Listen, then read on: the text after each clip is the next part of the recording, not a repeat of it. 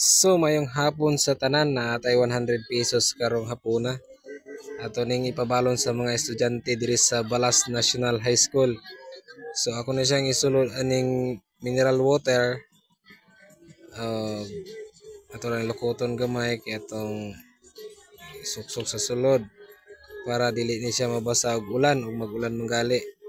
So ato na siyang ibutang didto sa punuan sa mao gani. So mangita tag area dire nga dali ra ninyo pangitaon kay duol ra nag-eskwelahan. So diri ta dapita. So kana inyo lang taon nga video balik-balikon na ninyo para ma-memorize ninyo asa na ko dapit kisuksok. Asa na ko dapit ibutang. So duol ra na siya sa high school. So may na lang siya pang snacks, ugma. So kinsa man tong makakita, paki-comment na lang sa atong comment section o paki-follow. Daghang salamat. God bless.